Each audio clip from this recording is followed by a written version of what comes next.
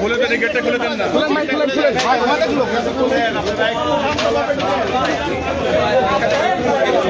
Video ধারণের ভাই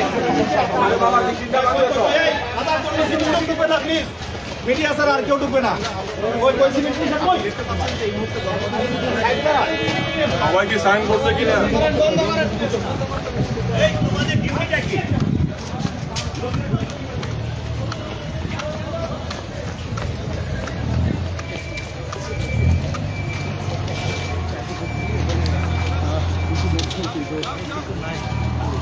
সেনা কর্মকর্তাদের নিয়ে আসা হয়েছে আন্তর্জাতিক অপরাধ ট্রাইব্যুনালে এবং অভিযুক্ত এই ঠিক আমরা এই মুহূর্তে রয়েছি আন্তর্জাতিক অপরাধ ট্রাইব্যুনালে, যেখানে 14 জন সেনা অফিসারকে আন্তর্জাতিক অপরাধ ট্রাইব্যুনালে তোলার কথা রয়েছে। ঠিক এই মুহূর্তে নিয়ে আসা হয়েছে তাদেরকে। আপনি দেখতে পাচ্ছেন বাংলাদেশ জেল প্রিজন ভ্যান, ঠিক এই ভ্যানে করে তাদেরকে নিয়ে আসা হয়েছে এবং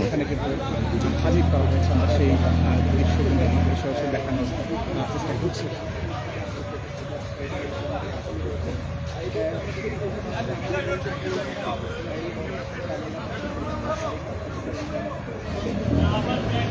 দর্শক, সরাসরি যুক্ত রয়েছে আন্তর্জাতিক অপরাধ ট্রাইব্যুনাল থেকে এবং বিশেষ করে দুটি মামলায় আমরা জানাতে চাই। গুমের অভিযোগে মানবতা বিরোধী অপরাধের কিছু 3টি মামলায় সাবেক ও বর্তমান 25 সেনা কর্মকর্তা সহ আজকে আন্তর্জাতিক অপরাধ ট্রাইব্যুনালে অভিযুক্তদের হাজির করার কথা ছিল এবং ইতিমধ্যে কিন্তু শীর্ষপদ নিয়ন্ত্রিত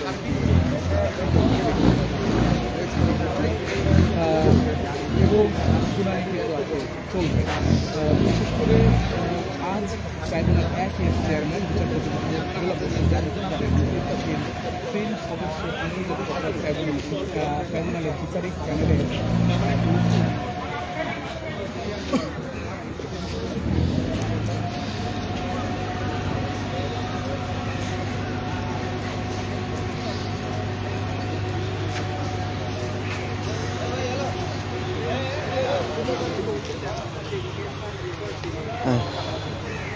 আমরা এই মুহূর্তে রয়েছি আন্তর্জাতিক অপরাধ ট্রাইব্যুনালে, যেখানে 15 সেনা কর্মকর্তাকে আদালতের ট্রাইব্যুনালে আনা হচ্ছে। ঠিক আদালতের বাহিরে যে পরিবেশ, সেটা কিন্তু এখন নিরাপত্তা জোরদার করা হয়েছে এবং সকাল থেকেই আমরা দেখতে পেয়েছি যে আন্তর্জাতিক অপরাধ যে ট্রাইব্যুনাল রয়েছে সেই ট্রাইব্যুনালের বাহিরে নিরাপত্তা জোরদার করা হয়েছে। 15 যে সেনা কর্মকর্তাকে আনা হচ্ছে, ঠিক তার কারণে ঠিক এই প্রিজন যে ভ্যানটি রয়েছে বাংলাদেশ জেলের, ঠিক এইটিতে করে আনা হয়েছে তাদেরকে।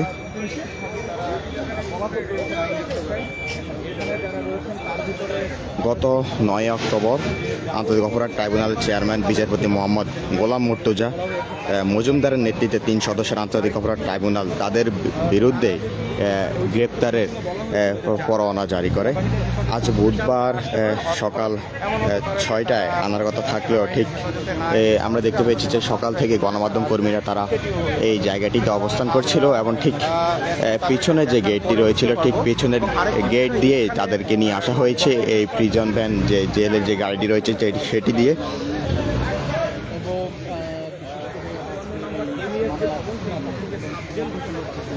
এই তাদেরকে আনার মূল কারণ হচ্ছে যে বাংলাদেশের যে গুমের যে মামলা বা ঘটনা ঘটেছে ফ্যাসিস্ট আওয়ামী লীগ সরকারের আমলে, ঠিক সেই ক্ষমতাচ্যুত মামলায় ক্ষমতাচ্যুত প্রধানমন্ত্রী শেখ হাসিনা, সাবেক স্বরাষ্ট্রমন্ত্রী আসাদুজ্জামান খান কামাল, তৎকালীন নিরাপত্তা উপদেষ্টা তারিক সিদ্দিকী, ডিজিএফআই সাবেক 5 ডিজি এবং র্যাবে কর্মরত তৎকালীন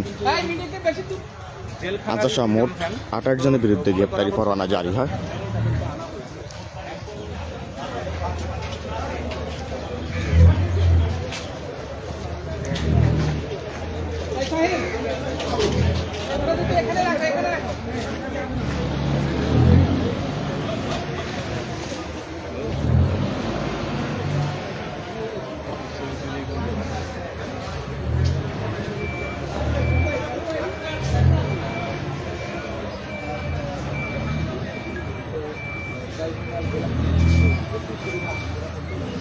প্রসিকিউশনের পক্ষ থেকে সংশ্লিষ্ট যে কর্তৃপক্ষ আছে তাদের কাছে গ্রেপ্তারি পরোয়ানাগুলো পৌঁছে দেওয়ার পর সেনাবাহিনীর পক্ষ থেকে একটি সংবাদ সম্মেলন করা হয়।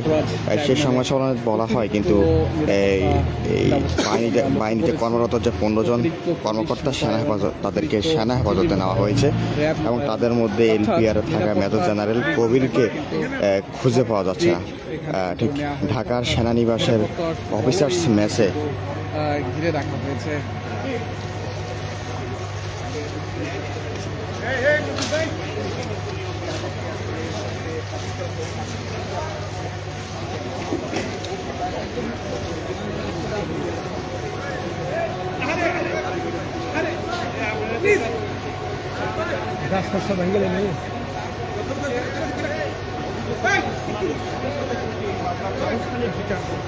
শুরু হয়ে যাবে। আমরা এই মুহূর্তে যে জায়গায় আছি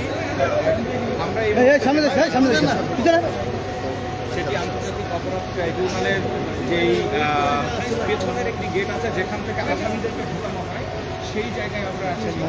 অর্থাৎ এই জায়গা থেকে আমরা দেখেছি আগে যত আসামি আছে এই মুহূর্তে আমরা ভালো ব্যবস্থা করছি।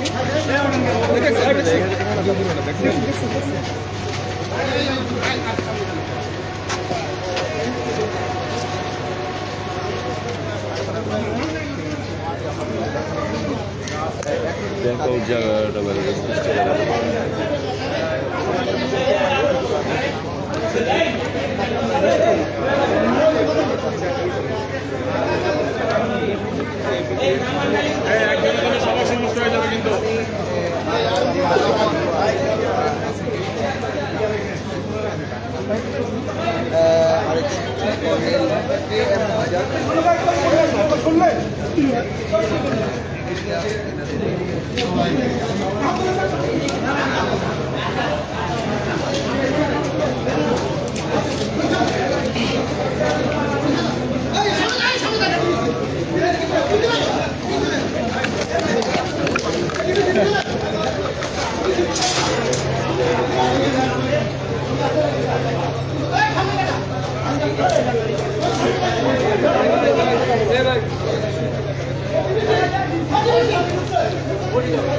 ঠিক দেখতে পাচ্ছেন যে প্রিজন ভ্যানটি রয়েছে বাংলাদেশ জেলের, সেইটি এই মুহূর্তে ট্রাইব্যুনালের যে প্রবেশপথ গেটটি রয়েছে সেখানে নিয়ে আসা হয়েছে এবং আমরা দেখতে পাচ্ছি যে পুলিশ সদস্য যারা রয়েছে তারা কিন্তু এই মুহূর্তে প্রস্তুতি নিয়েছে এবং ঠিক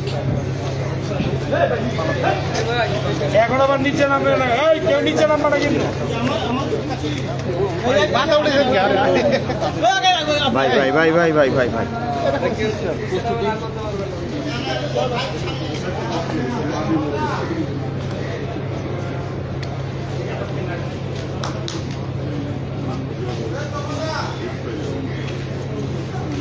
ভাই ভাই ভাই ভাই ভাই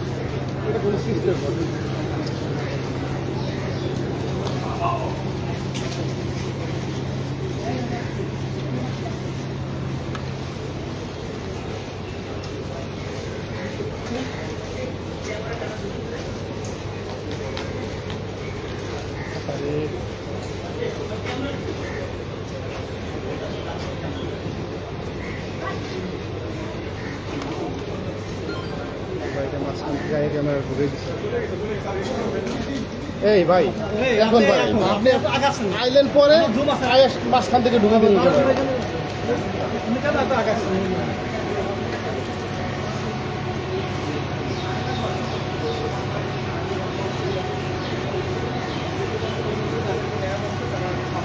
ঠিক এই মুহূর্তে দেখতে পাচ্ছেন একে একে যে সামরিক কর্মকর্তা যে যারা অভিযুক্ত যারা রয়েছে তাদের কিন্তু গাড়ি থেকে নামানো হচ্ছে।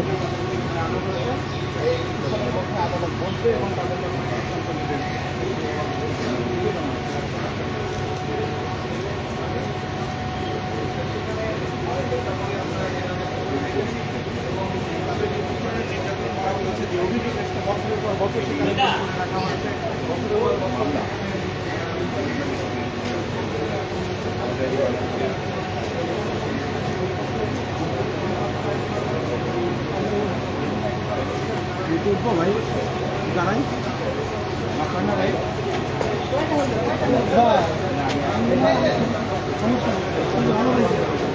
আর আছে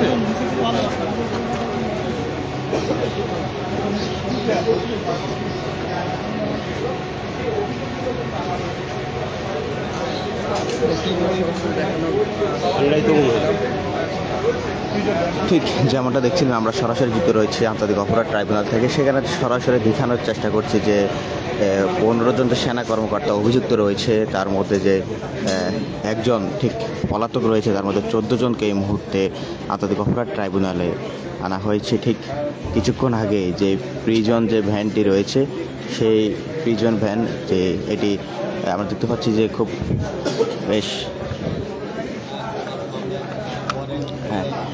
কয়েকদিন আগে যে তাদের জন্য স্পেশালভাবে প্রিজন ভ্যানটি বাংলাদেশ জেলের পক্ষ থেকে তৈরি করা হয়েছে এবং ঠিক সেই স্পেশাল সিকিউরিটির থাকা সেই প্রিজন ভ্যানে করে তাদেরকে নিয়ে আসা হয়েছে এই মুহূর্তে আন্তর্জাতিক অপরাধ ট্রাইব্যুনালে। বাংলাদেশের গুমের ঘটনায় অভিযুক্ত এই 15 সেনা কর্মকর্তাকে এই মুহূর্তে ট্রাইব্যুনালে আনা হয়েছে। ঠিক পুরো ট্রাইব্যুনাল এলাকা নিরাপত্তার জোরদার করা হয়েছে এবং প্রবেশ যে পথগুলো রয়েছে সেখানে আমরা দেখতে পেয়েছি যে সকাল থেকেই র্যাব এবং পুলিশ সদস্য যারা রয়েছে পুরো নিরাপত্তা বেষ্টনী দিয়ে পুরো এলাকা ঘেরাও দিয়ে রাখা হয়েছিল। ঠিক সকাল থেকে ছিল গণমাধ্যমের অপেক্ষা। যে পিছনের যে গেটটি রয়েছে সেই গেট দিয়ে এই গাড়িটি প্রবেশ করানো হয়।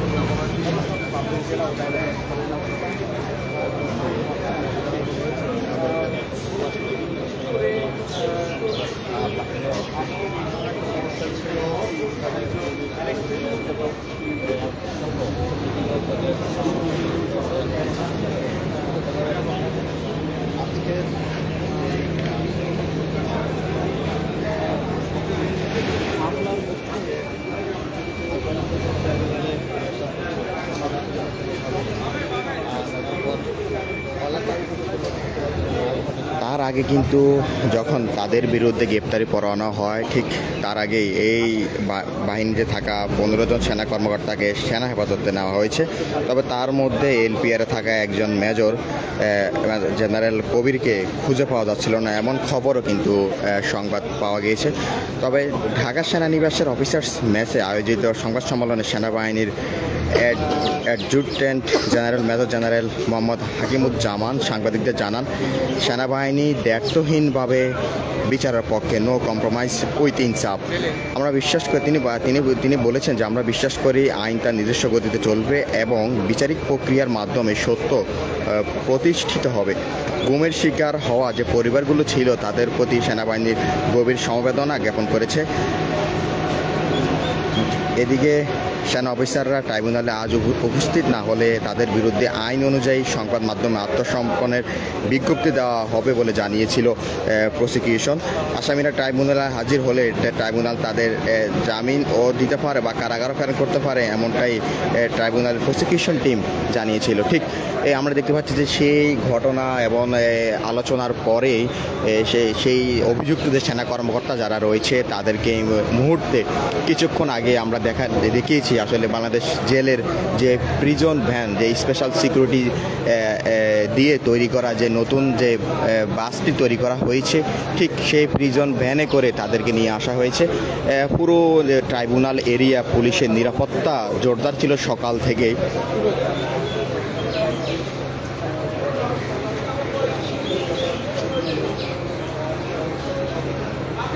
এই আসামিদের বিরুদ্ধে জেআইসি তথা আয়নাগর এবং টিএফআই তথা র্যাব আয়নাগরের মাধ্যমে মোট 34টি গুমের ঘটনা সংগঠনের মাধ্যমে মানবতা বিরোধী অপরাধে অভিযুক্ত করা হয়েছে। এর মধ্যে র্যাবের টাস্কফোর্স ইন্টারগেশন টিএফআই সেলে আটকে রেখে নির্যাতনের মামলায় 17 জন এবং জয়েন্ট ইন্টারগেশন সেলে জেআইসি বন্দি রেখে নির্যাতনের মামলায় 13 জন আসামি। এর আগে আসামিদের বিরুদ্ধে তদন্ত প্রতিবেদন ট্রাইব্যুনালে উপস্থাপন করা হলে তা আমলে নেয় ট্রাইব্যুনাল। ঠিক এই বলা যায় যে এই মুহূর্তে আন্তর্জাতিক অপরাধ ট্রাইব্যুনালে তাদেরকে তোলা হয়েছে এবং তাদের বিচার প্রক্রিয়ার যে কাজ সেইটি শুরু করা হবে। তবে তাদের কাজ ঠিক আমরা যতটুকু জানতে পেরেছি যে জামিন দিতে পারে অথবা তাদেরকে আটক করে কারাগারও প্রেরণ করতে পারে। তার আগে কিন্তু তারা সেনা হেফাজতেই ক্যান্টনমেন্টের ভিতরেই তারা ছিল। ঠিক প্রসিকিউশন টিমের পক্ষ থেকে যখন বলা হয়েছিল যে যদি আজকে তারা আদালতে হাজির না হয় তাহলে যে আইনি প্রক্রিয়া তার মাধ্যমে বিজ্ঞাপন দিয়ে তাদের ব্যাপারে জানানো হবে। ঠিক তারপরে আজকে এখন আমরা দেখতে পেয়েছি যে আজকে তাদেরকে হাজির করা হয়েছে। আজকের যে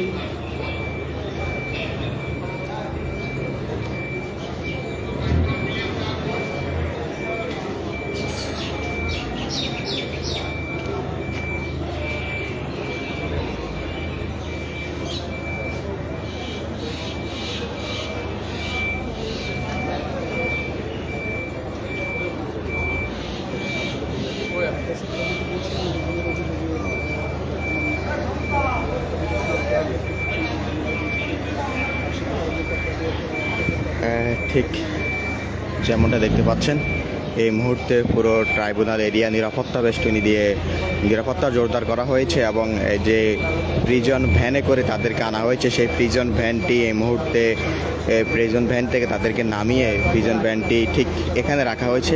ঠিক আমরা গতকালকে দেখেছি যে বাংলাদেশ জেলের পক্ষ থেকে একটি স্পেশাল প্রিজন ভ্যান তৈরি করা হয়েছে। সেই স্পেশাল প্রিজন ভ্যান যেখানে রয়েছে নিরাপত্তা ব্যবস্থা এবং হচ্ছে যে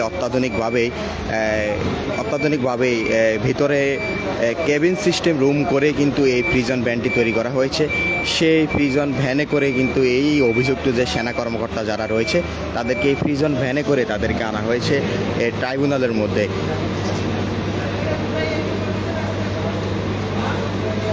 আন্তর্জাতিক অপরাধ ট্রাইব্যুনালের যে গুমের বিচার হচ্ছে এবং যে জুলাই গণহত্যার যে বিচার হচ্ছে ঠিক সেই আরেকটি ঘটনা আন্তর্জাতিক অপরাধ ট্রাইব্যুনালে গুমের 2 মামলায় দেশের ইতিহাসে এই প্রথম এই 15 জন সেনা কর্মকর্তা আদালতে তাদেরকে হাজির করা হয়েছে। আজ বুধবার সকালেই তাদেরকে এই ট্রাইব্যুনালে হাজির করার কথা ছিল। গত 9 অক্টোবর ট্রাইব্যুনালের চেয়ারম্যান বিচারপতি মোহাম্মদ গোলাম মুর্তুজা মজুমদারের নেতৃত্বাধীন 3 সদস্যের আন্তর্জাতিক অপরাধ ট্রাইব্যুনাল তাদের বিরুদ্ধে গ্রেপ্তারি পরোয়ানা জারি করে।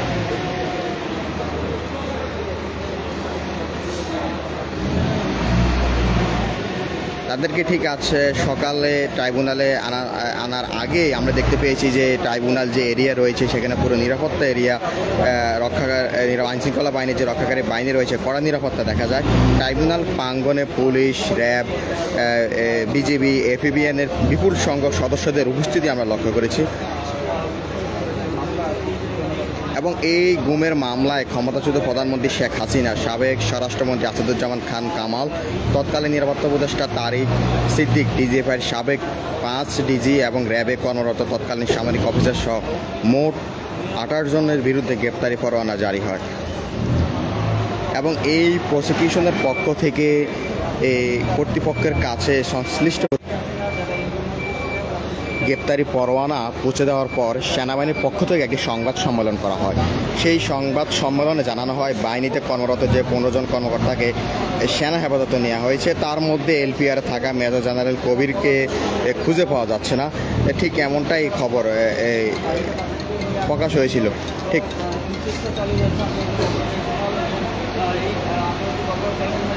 তখন ঢাকা সেনানিবাসে অফিসার্স মেসে আয়োজিত একটি সংবাদ সম্মেলন হয়। সেখানে সেনাবাহিনীর adjutant general major general Mohammad Hakimuzzaman সাংবাদিকদের জানান সেনাবাহিনী দ্ব্যর্থহীনভাবে বিচারের পক্ষে এবং নো কম্প্রোমাইজ উইথ ইনসাফ।